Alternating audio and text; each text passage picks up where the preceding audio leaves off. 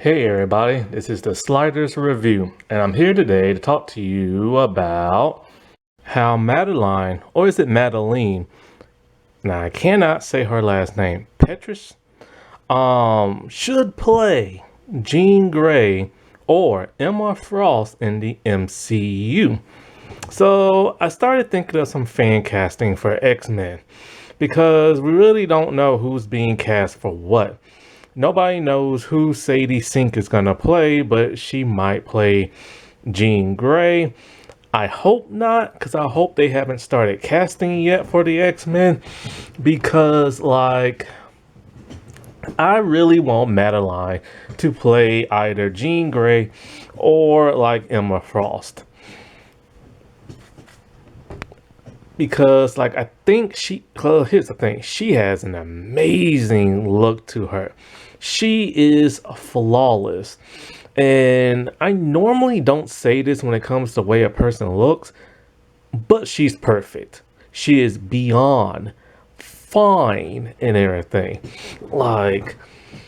Honest to God, this is major eye candy. And she's an actress. She's not a model. I know. She looks like a model, but she's an actual actress. And, I really would like to see her get some more exposure in Hollywood and especially in the comic book industry. Now, I have no idea, like I said before, who in the world they're going to cast for the X-Men. Yes, we got that post-credit scene in the Marvels with Hank McCoy, Beast. But, will he join the MCU along with the others at some point? Who really knows? And they could go an X-Men Evolution route where it's a younger cast and say an older Beast. That would be fine. Or they can just do First Class. But either way, they're going to want to have to cast somebody who are relative in their 20s and keep the ball rolling, Because I would love to see the First Class X-Men also in the MCU. And so Madeline, or Madeleine, I'm not really sure how you say her name. If you're unfamiliar with her, she's a South African actress who was in Riverdale for however many seasons Riverdale was on. She played Cherry Blossom.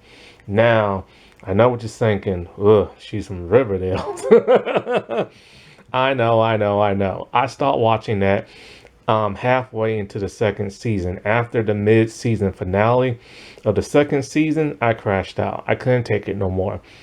I can't take that show. But the first season was pretty solid. And, sadly, Hollywood and general audience think of the Riverdale cast similar to a former Disney star or a former Power Ranger. People automatically assume they can't act and don't want them casting stuff. And the cast have really had to fight hard to get past that Riverdale CW stank and let people know that, hey, we can act. We're here, we're willing, we want to make a name for ourselves. And I felt bad for them because it's not their fault. The showrunner made that show super cringe. But she was always a highlight of that show when I remember watching it in the first season. And even when I went back and I watched those Sabrina episodes when she was in Riverdale, she was still a highlight in everything. She has this presence that just draws you in, you know what I'm saying? And that's why I think she'll be great as one of these two characters. Now, here's the thing about her. She's still young and she's still learning the Hollywood way. She has to, seriously, I really want her to succeed in Hollywood because she has two things that are going to hold her back. One, like I said before, is Riverdale. And the other one is the trilogy of The Strangers, which have not been received very well. I thought the first one was just okay. It's pretty solid, it's pretty okay. The Only major problem is it was done before. They literally rehashed the first two movies for over like a decade and a half ago and just pushed it into this new movie and added a little bit of new stuff. Fans did not want that. You know, it was kind of like the female Ghostbusters. They just recreated the original movie, but with a different cast. And so with the second one I just reviewed like and uploaded today, that movie is abysmal. Like, it's literally just her running in the woods and fighting a boar and kind of being chased by the strangers. And I don't know who made the decisions to make the second movie the way they did, but somebody needs to be fired. And the thing is, she's smart, young Hollywood. You know, because Hollywood is gonna have that like stigma of her being in Riverdale and not really wanting to hire nobody from Riverdale. She's taken matters in her own hands. She has produced 3 projects which she starred in, 2 movies that I've never seen or heard of before, and of course the Strangers trilogy. So she's smart in that regard, and she'll make more money and get more exposure on her resume. I like that. A lot of more people in Hollywood should do that. They should be some type of producer or executive producer in the stuff that they are in. And so when I was thinking, you know, I'm all like, we really need a Jean Grey. Because I remember when Kim Possible came out, the live action movie, everybody wanted her to play Jean Grey. And she would have, not Jean Grey, Kim Possible. And she would have been perfect. She has the edge, she has the look, she has the red hair, she has you know, that like nice girl angle, also like the tough girl angle.